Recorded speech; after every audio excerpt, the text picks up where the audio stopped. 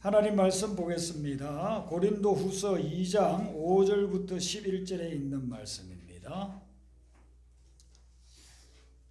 성경을 안 가지고 오신 분들은 주보 안쪽에 보면 본문이 있습니다. 신약 성경 287페이지에 있는 고린도후서 2장 5절부터 11절 말씀을 교독하도록 하겠습니다. 5절 먼저 읽어드리죠.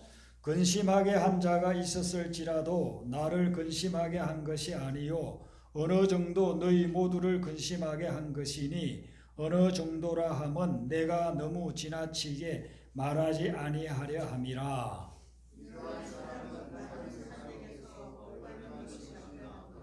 그런즉 너희는 차라리 그를 용서하고 위로할 것이니 그가 너무 많은 근심에 잠길까 두려워하노라. 너희가 범사에 순종하는지 그 증거를 알고자 하여 내가 이것을 너희에게 썼노라.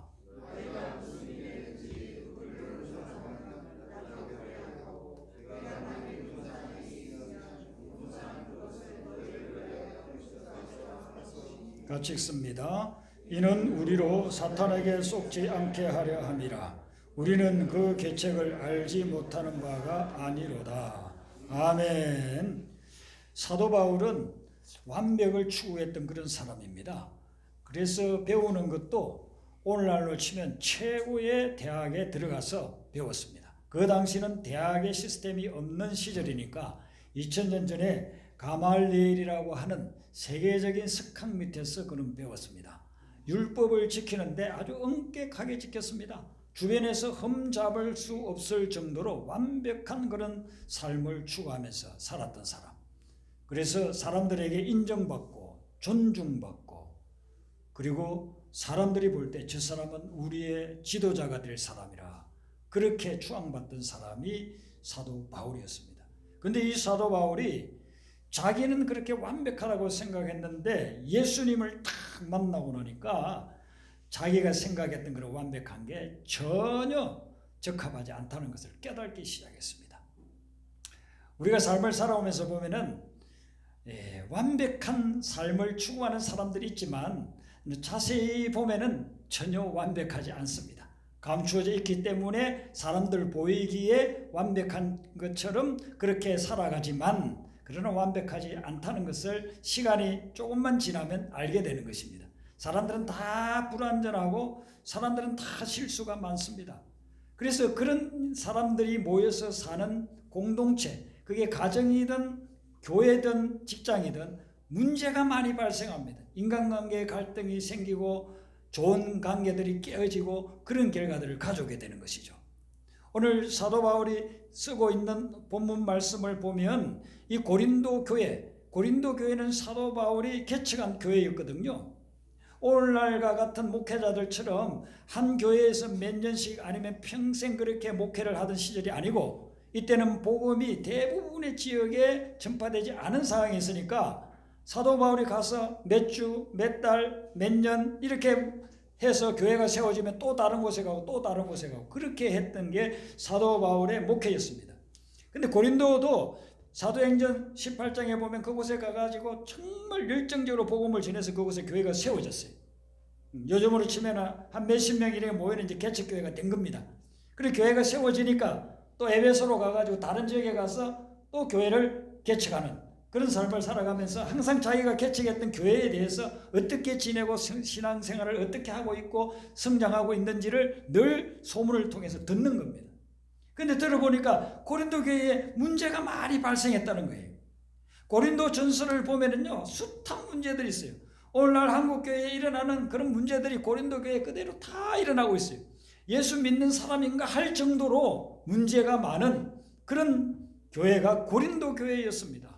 그래서 그 고린도 교회에 대한 소식을 듣고서 사도 바울이 나름대로 그들이 가지고 있는 문제점들을 좀 해결해 보려고 쓴 편지가 고린도 후서예요. 근데 거기에서 문제를 일으키는 사람에 대해서 언급하기를 5절과 6절에 보면은 근심하게 한 자라는 겁니다. 고린도 교회 교인인데 그 교인이 사도 바울을 근심하게 하고 성도들을 근심하게 하는 그런 사람들이 있었다는 거예요. 그리고 6절에 보면은 많은 사람에게 벌 받을 것이 마땅하다. 얼마나 잘못했으면 많은 사람들이 그 사람을 벌을 줘도 마땅하다 할 정도의 잘못을 저지른 사람들이 있었어요. 그래서 이 사람들을 어떻게 할까 고민하다가 사도 바울이 오늘 이 말씀을 쓰는 거예요. 그래서 사도 바울이 고민한 결론은 뭐냐면 7절에 보니까 차라리 그를 용서하고 위로하라 그렇게 이야기합니다. 교회에 많은 문제를 일으키면서 주변 사람들에게 상처를 주고 힘들게 만들고 교회가 깨어지게 만들고 하는 그런 사람을 볼 때 사도 바울이 젊었을 때는 그런 사람들 그냥 쫓아내버렸어요. 징계하고 쫓아내버렸는데 지금 고린도후서를 쓸 때만 해도 사도 바울은 이제 상당히 연륜이 있어요. 목회의 경험도 있고 개척의 경험도 선교의 경험도 그런 많은 경험들을 하고 난 후에 결론을 내린 것은 뭐냐면 그를 용서하고 위로하다. 왜 그러냐 하면은 그 이유를 말하기를 7절 하반절에 보니까 그가 너무 많은 근심에 잠길까 두려워하노라. 그 문제를 일으킨 사람이 너무 많은 근심에 잠긴다. 이것은 뭐냐면 그가 신앙생활을 더 이상 하지 않고 교회를 떠나버리고 예수님을 안 믿는 그런 불신자로 전락할까 하는 그런 염려 때문에 그래서 그를 용서해주고 위로해주라고 그렇게 이야기를 하고 있습니다. 여러분이 저 삶을 살아오면서 지금까지 쭉 여러분들의 삶을 뒤돌아볼 때 여러분을 참 힘들게 했던 그런 사람들이 있을 거예요. 여러분에게 많은 상처를 준 사람들이 있을 거예요. 그런 사람이 친구일 수도 있고 심지어 여러분들 가족 중에서 어떤 가정에 가면 부모가 아버지가 자녀들에게 엄청난 상처를 준 그런 사람들이 있어요. 제가 카자흐스탄에 가서 말씀을 한 일주일 정도 전한 적이 있어요. 그랬더니만 그분들이 말씀을 듣고 난 후에 저하고 상담하기를 원해요. 그래서 거의 한 서너 시간을 상담을 했습니다. 이분이 잠깐 하거나 또 그 다음에 줄을 써가지고 대기하고 있는데 그분들이 상담하는 내용의 거의 공통점은 가정에서의 그런 문제였어요. 그래서 통역을 중간에 놓고 상담을 해주는 겁니다. 그런데 그 가정생활하면서 자꾸 어릴 때 성장 과정에서 받은 것도 결혼하고서 남편에게 받은 상처들 그리고 자기 자녀들의 아버지한테 받은 상처들 이런 부분들을 가지고 이걸 어떻게 해결해야 되겠느냐고 저에게 상담을 해오는 거예요. 그래서 한 가정 해주고 나면 또 그 다음에 가정 또 그 다음 가정 해서 거의 서너 시간을 그렇게 제가 상담을 더 이상 이제 시간이 없고 그날은 제가 와야 되는 날이라 그래서 한 서너 시간 하다가 왔는데요. 지금도 그분들이 정말 그 하나님 안에서 그 문제점 해결책을 찾으려고 애쓰는 그런 것을 볼 수가 있었어요. 세계 어디를 가더라도 모든 사람들이 상처받은 그 아픔을 가지고 살아가고 있어요. 한국에만 있는 문제가 아니고 카자흐스탄에도 그러고 몽골도 가면 몽골에 가면 또 거기 뭐 사는 사람들도 상처. 근데 가장 가까운 사람들로부터 많은 상처를 받았어요. 어떻게 보면 가장 사랑해야 될 그런 관계에 있는 사람이 내가 가장 미워하는 그런 사람으로서 살아가야 돼. 그런 상황에 있는 사람들 오늘 현대인들이라고 그렇게 볼 수가 있는 것입니다. 그런 사람을 오늘 바울이 하나 이야기하는 것처럼 사랑하라, 또 위로하라, 용서하라 하면은 우리가 쉽게 받아들이지를 못해요. 용서가 잘 안 돼요. 교회 와서 설교 들으면 용서하라고 하는데 예수님의 말씀을 들으면 용서하라고 하는데 7번씩 7번도 용서하라고 하는데 한 번도 용서할 수가 없어요. 용서가 안 돼요. 내가 받은 상처를 생각하면. 그때 우리는 어떻게 해야 되느냐 하면은 또 사도 바울은 어떻게 해서 이렇게 용서하자고 그렇게 이야기하느냐 하면은 내가 잘못했을 때 하나님이 나를 어떻게 대해 주었는가를 생각해야 돼요. 성경에 보면 내가 잘못하고 내가 죄를 지었음에도 불구하고 하나님께서는 우리를 용서해 주시고 예수님의 십자가 보혈의 그 능력을 통해서 우리의 모든 죄를 갖다 용서해 주시고 다시 받아 주셨어요. 그래서 오늘 우리가 이 자리에 앉아서 하나님께 예배를 드리고 있는 거예요. 그걸 생각하라는 거예요. 생각. 내가 잘못하고 내가 죄를 저질렀을 때에 하나님께서는 어떻게 하셨는가? 주님 제가 손들고 옵니다라고서 회개했을 때 주님께서는 다 용서해 주시고 나를 받아주시고 하나님의 자녀 삼아 주셨어요. 그걸 생각하면 다른 사람들을 용서할 수 있지 않느냐 이거예요. 예수님이 누가복음 7장에 비유를 들었어요. 어떤 사람이 어떻게 생활하다 보니까 수입은 없고 먹고는 살아야 되겠고 그래서 빚을 얻었는데 무려 500데나리온 빚을 진 사람이 있어요. 또 한 사람은 10분의 1 50데나리온의 빚을 졌습니다. 데나리온은 하루 노동자가 일해서 버는 임금이라고 했잖아요. 그러면 한 10만 원으로 칩시다. 요즘으로 치면 500데나리온에 10만 곱하기 하면 얼마 나와요? 5천만 원. 50데나리온은 500만 원. 근데 5천만 원 빚진 사람이 자기에게 돈을 구워준 사람에게 나는 이제 도저히 갚을 수가 없어요. 좀 이자라도 받지 마시고 내가 좀 뭐 몇 년 걸쳐서 한번 갚아볼 테니까 좀 봐주세요. 그렇게 했더니만은 그러냐 그렇게 어려우면은 내가 빚이 없었던 걸로 해주마. 다 탕감해주마. 얼마나 기쁘겠습니까?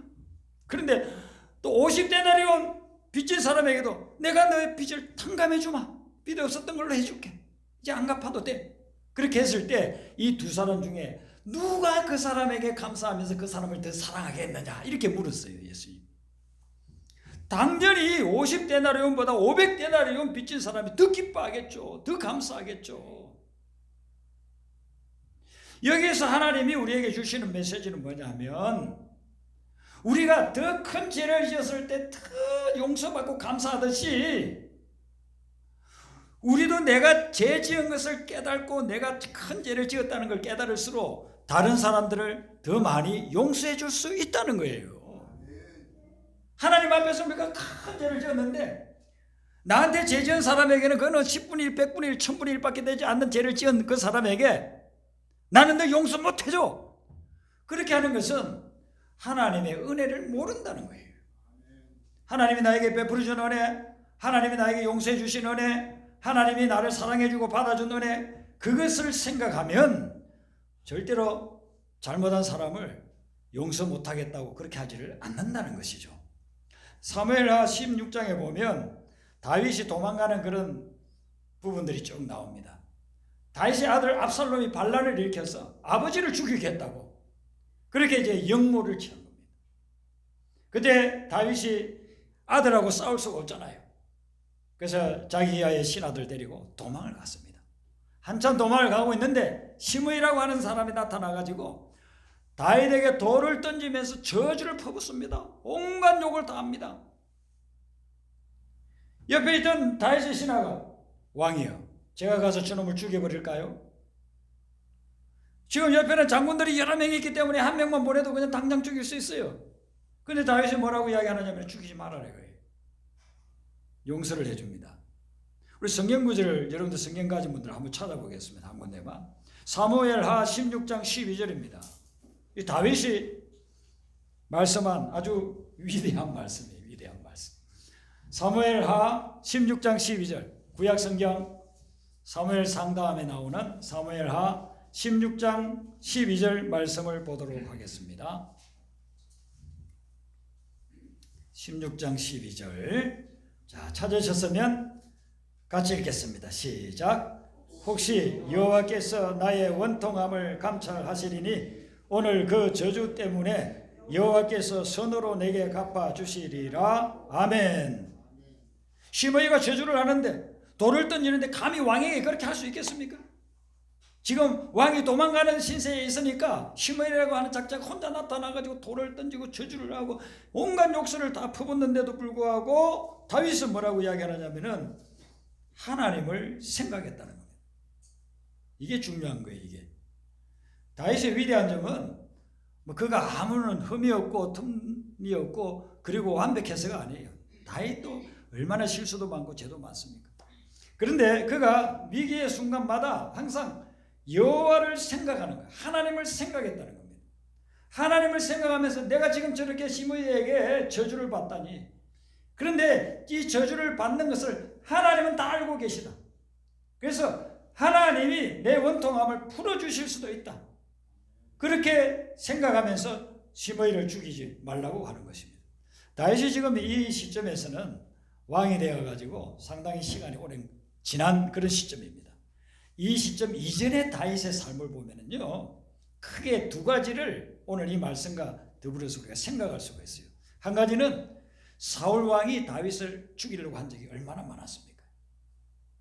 그래서 다윗에게는 사울이 원수예요. 자기가 섬기는 왕이고 심지어는 자기 장인 어른이지만은 자기를 계속해서 죽이려고 하니까 원수가 되는 겁니다. 근데 그 원수 갚을 기회가 왔어요. 굴에 사울 혼자서 들어왔으니까 다윗이 죽일 수 있었어요. 또 잠자고 있을 때 다윗이 갔을 때 계속 자고 있는 거예요. 그냥 창 한 번만 던지면 죽습니다. 죽일 수 있어요. 그런데도 원수 갚지 않습니다. 왜요? 하나님을 생각했어요. 하나님이 기름 부어 세운 종이니까 자기가 원수 갚지 않겠다는 겁니다. 그랬더니만 나중에 하나님께서 사울을 폐하고 다윗이 왕이 되게끔 만들어준 거예요. 다윗은 이걸 기억하고 있는 거예요. 또 왕이 되고 난 후에 다윗이 엄청난 실수와 범죄를 저지르지 않습니까? 바세바를 범하고 우리아를 죽이지 않습니까? 그때 그는 이제 더 이상 용서받을 수 없는 죄를 지은 거예요. 근데 하나님 앞에 간절히 기도하고 침상에 그냥 눈물이 범벅이 될 정도로 그렇게 눈물을 흘리면서 하나님 앞에 간절히 회개 기도했을 때에 하나님이 그를 용서해 주셨어요. 그걸 그는 기억하고 있는 거예요. 나같이 이렇게 큰 죄를 지은 살인자이고 내 그 신실한 부하를 갖다가 죽이게 한 이 죄인도 하나님이 용서해 주셨는데 저 시므이가 나에게 저주한다고 해서 내가 저를 어떻게 해서 죽일 수 있느냐? 용서해 주자. 내가 하나님으로부터 받던 은혜가 얼마나 크냐? 만약에 이렇게 따졌다고 한다면 나는 이미 하나님의 심판을 받아서 죽었지. 근데 하나님이 나를 용서해 주시고 살려주셨으므로 저 시므이도 용서하자. 그렇게 해서 용서를 해 주는 것이죠. 여러분, 우리가 다른 사람을 용서할 수 있는 그런 분량은 어느 정도냐면은 내가 용서함 받은 것을 깨닫는 만큼 다른 사람을 용서해 줄 수가 있는 거예요. 내가 용서함 받았다는 것을 깨닫지 못하는 사람은 절대로 다른 사람을 용서 못해요. 우리가 교회를 다니고 신앙생활을 해도 내가 하나님으로부터 엄청난 죄를 용서받았다는 것을 깨닫지 못하면 늘 교회 내에서도 다른 사람 잘못만 지적하고 용서하지 못하고 정오심에 사로잡혀서 그렇게 교회를 왔다 갔다 하는 거예요. 그래서 신앙생활도 아니고 그냥 교회만 왔다 갔다 하는 그런 삶을 살 수가 있다고요. 다윗은 자기가 지은 죄를 용서받은 그 체험이 있기 때문에 그걸 가지고 어떤 죄인도 용서한다. 그래서 나를 저주하고 있는 저 시므이도 내가 용서한다 하면서 용서해 주고 있는 것입니다. 어떤 사람들은 그럽니다. 나는 죄가 없어요. 나는 죄를 지은 적이 없어요. 그렇게 하는 사람이 있습니다. 법적으로 보면 그 사람이 무슨 재판 받은 적도 없고 감옥에 들어간 적도 없어요. 그런데 죄 없는 사람이 누가 있겠습니까? 법적으로 친다 하더라도 그게 드러나지 않고 밝혀지지 않았을 뿐이지 죄 없는 사람이 누가 있겠어요? 우리가 운전하고 다니지 않습니까? 운전하고 다니면서 교통법규를 어깁니다. 그러면 티켓이 날라와요. 5만 원짜리, 6만 원짜리. 근데 한국에서는 뭐 찍히고 이렇게 나중에 나오지만은 미국에서는요 경찰들이 바로 따라붙어요. 경찰들이 와가지고 바로 따라붙어서 바로 티켓을 냅니다. 그런데 경찰에게 걸리는 확률이 어느 정도냐 하면은 내가 한 번 잘못했을 때 경찰이 딱 잡는 게 아니고 통계를 보니까 400번 교통 위반을 했을 때 한 번 정도 경찰에게 걸린다는 거예요. 그러면 경찰에게 안 걸린 사람은 거예요. 나는 운전하면서 지금 20년 동안 운전했지만 한 번도 법규를 어긴 적이 없어. 교통법규 나는 다 준수하고 그렇게 운전했어 하는데 그 사람은 한 300몇십 번 걸리지만 안 했을 뿐이지 벌써 법규를 어겼다 이거예요. 자, 여러분, 우리가 하나님 앞에서 보면은 사람이 생각하는 죄하고 엄청나게 다른 죄들이 또 많아요. 하나님의 말씀을 거역하고 하나님께 불순종한 그것이 큰 죄예요. 하나님을 섬기지 아니하고 우상을 섬기고 세상의 물질이, 권력이, 쾌락이 우상이 되어서 살아간다고 한다면 세상에서는 그거 죄라고 하지 않아요. 그러나 하나님 보시기에는 엄청나게 큰 죄가 되는 거예요. 그 죄를 깨달으면 오늘 사도 바울처럼 사람을 용서할 수 있다는 거예요. 사도 바울은 정말 잘 나가는 사람이에요. 많은 사람들에게 존경받고 대단한 그런 사람이에요. 가마리엘 문화에서 배워서 최고의 학부를 다녔던 그런 사람이에요. 근데 그가 예수님 만나기 전에는 자기는 정말 청결하고 완벽하고 어느 사람의 지적도 받을 그런 것들이 없다고 생각하고 살았어요. 근데 예수님을 만나서 예수님 말씀 앞에서 자기를 딱 비춰보니까 죄인도 이런 죄인이 없는 거예요. 엄청나게 죄인임을 깨달았습니다. 그래서 디모데전서 1장 15절에 뭐라고 고백합니까? 나는 죄인 중에 괴수라고 그렇게 해요. 죄인 중에 괴수라는 거예요. 제가 신학교 들어가서 공부를 하면서 이 부분을 읽고 묵상하면서 그런 생각을 했어요. 아유 무슨 바울 같은 분이 죄인 중에 개수겠냐, 그냥 겸손해서 이렇게 표현하는 것일 뿐이지 이렇게 생각을 했어요. 근데 이후로 점점 제가 말씀을 더 많이 묵상하고 연구하고 이렇게 해보니까 이건 가식적으로 겸손한 척하는 표현이 아니에요. 정말 바울이 하나님을 만나고 예수님을 만나고 예수님의 그 말씀 속에 자기를 점점 더 가까이 가고 깊은 영적 세계로 들어가 보니까 그동안에는 감추었던 죄가 막 드러나고 자기가 몰랐던 그런 죄들이 죄가 아니라고 생각했던 것들이 깨달아지면서 야, 나는 정말 죄인 중에 개수구나라고 그렇게 고백하게 돼요. 제가 미국에 가서 4년 동안 단임 목회를 하고 와서 이제 개척하려고 준비하면서 8개월 동안 인천 계양구에서 목회지가 없으니까 주일날도 거기에서 집에서 예배드리고 아침 되면은 저희 집사람하고 둘이서 새벽 기도를 같이 하는데 성경 읽고 나누는데 보통 서너 시간씩 그렇게 나눴어요. 그런 가운데서 하나님께서 저에게 깨우쳐 준 게 그것이었어요. 저는 그전에는 비교적 제가 어렵다고 생각했습니다. 조금 금방진 생각이지만은 뭐 나 정도면 괜찮은 목회자 아닌가 이렇게 생각하고 목회했습니다. 심지어 미국 갔을 때는 어떤 집사님이 저를 찾아오더니만 그러더라고요. 목사님, 제가 미국 와가지고 수많은 목사님들을 만나봤는데 목사님 같은 분이 없었는데 목사님은 참 목자입니다 그러더라고요. 아, 속으로 굉장히 기분이 좋더라고요.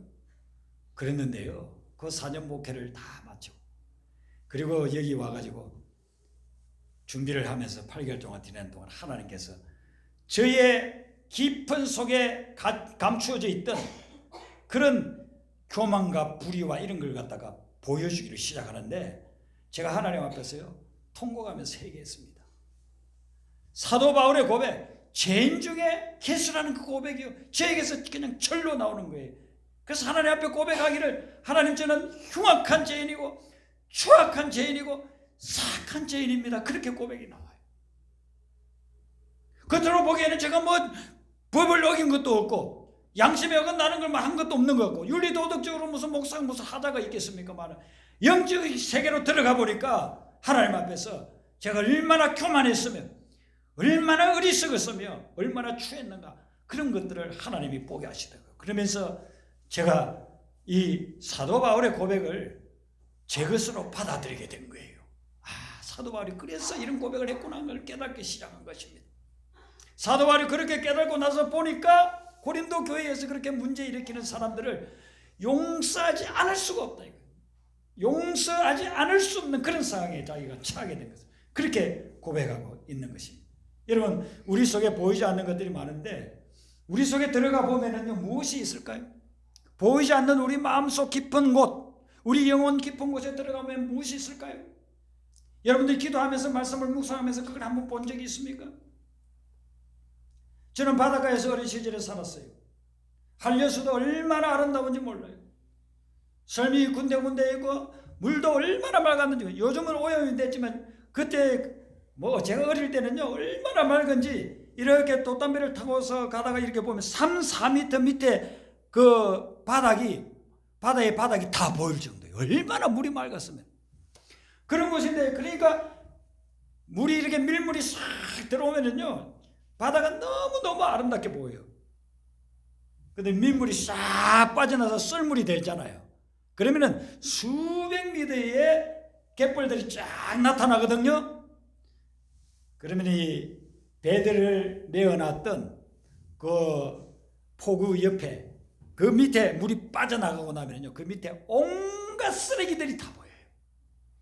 밀물이었을 때는 그렇게 아름다웠던 한려수도였는데 물이 빠져나가고 나니까 거기에 온갖 쓰레기들이 다 있는 거예요. 뭐 철사에다가 그물에다가 페트병, 유리병, 그전에는 주로 소주병 뭐 이런 것들 있죠. 사람들 그냥 바닷가에 다니다가 소주 한잔 마시고 버리고 이런 것들이, 쓰레기들이 엄청나게 쌓여있어요. 제가 예수님을 믿고 나서 그걸 생각을 해봤어요. 우리 마음속이 겉으로는 참 아름답고 깨끗하고 맑은 것 같은데 성령께서 우리에게 깊은 속을 보게 만들어 주시면 온갖 더러운 오물, 쓰레기들이 가득 차 있는 곳이 우리의 마음이라는 것입니다.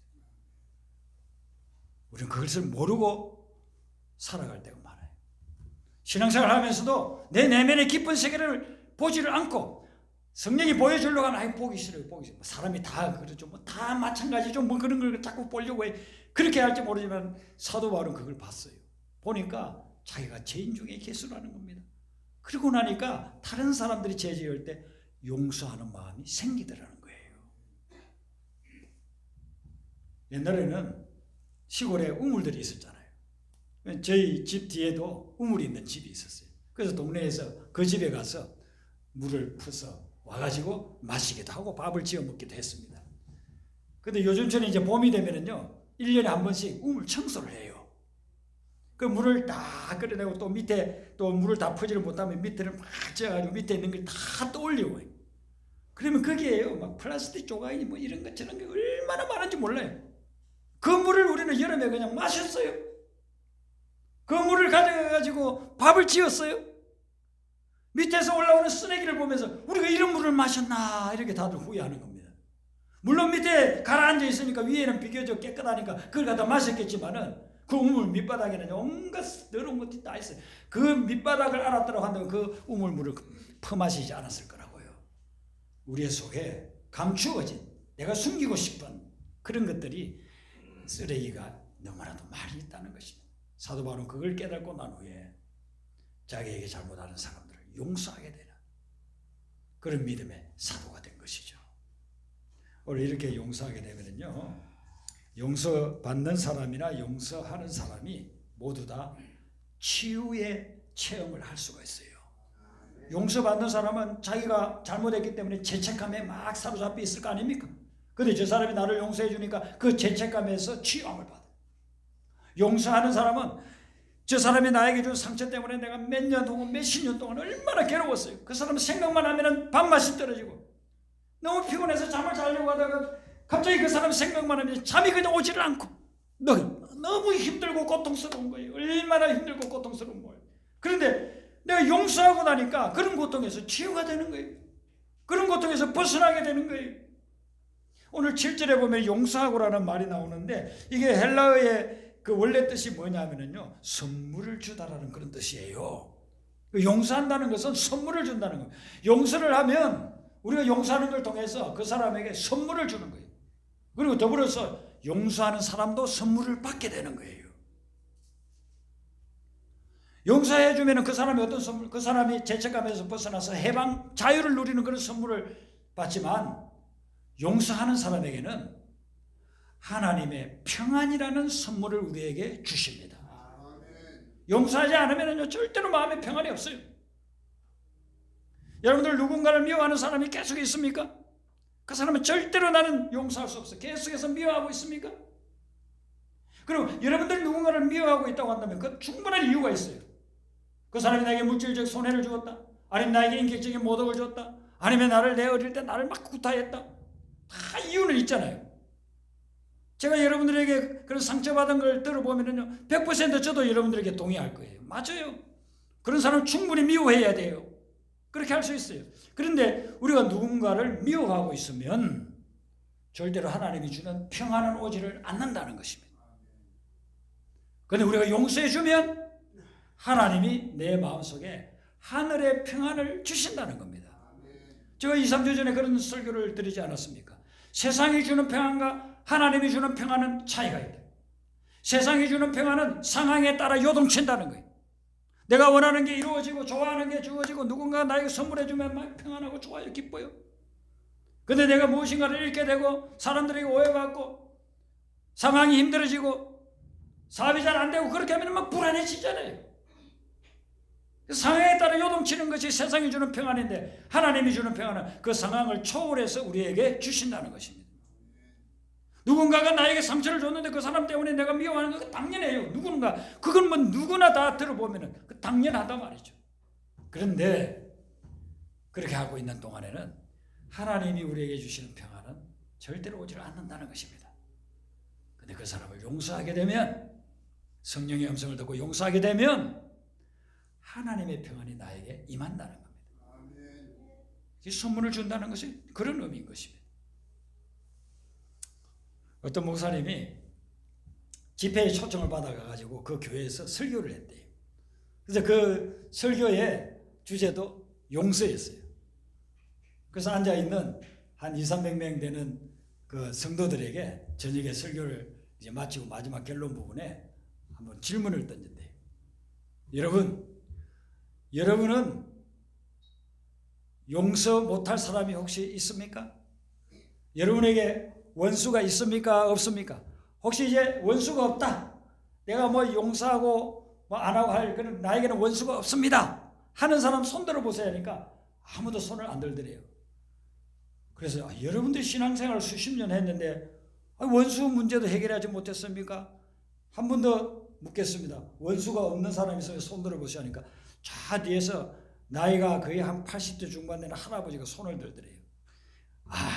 할아버지 신앙생활을 잘 하셔가지고 이제는 원수도 다 극복하고 원수가 없군요. 그렇게 하면서 물었더니만은 그 할아버지가 그러더라는 거예요.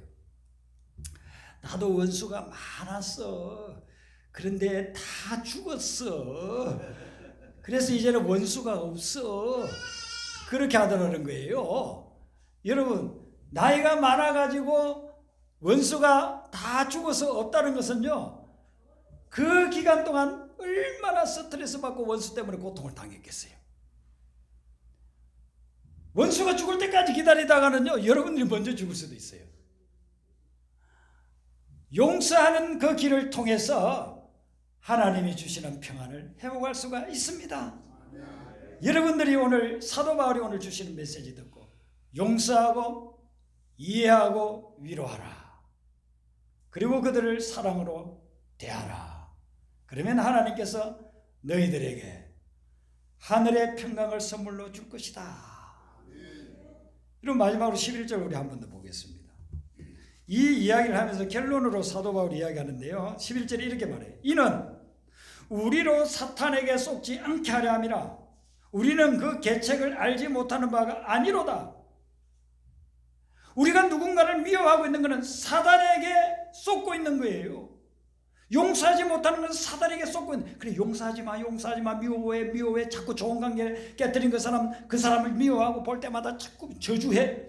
이렇게 하는 것은 하나님이 주시는 평안을 받지 못하게끔 사탄이 하고 있는 거예요.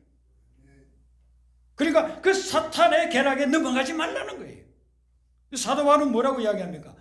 자기가 아는 못하는 바가 아니로라 했으니까 알고 있다는 겁니다. 자기가 깨닫고 나니까 그 전에 누군가를 미워하고 그 사람하고 관계를 깨뜨리고 그 사람을 저주하고 했던 것들이 사탄에게 놀림받았다는 것을 깨달았다는 거예요. 그래서 이제는 내가 그걸 깨달았기 때문에 절대로 사탄이 내 마음대로 나를 갖다가 짓밟고 지 마음대로 하게끔 나는 내버려 두지 않겠다. 용서함으로 성령이 나를 지배하고 성령이 나에게 하늘의 평안을 주시도록 그렇게 하겠다는 결심을 한 겁니다. 그러므로 여러분들도 누군가를 미워하는 것 때문에 하나님이 주시고 하는 평안을 방해받지 마시고 용서함으로 주님의 평안과 주님의 은혜가 여러분의 삶에 충만하시기를 주님의 이름으로 축원합니다. 우리 아까 불렀던 찬송 270장 변치 않는 주님의 사랑과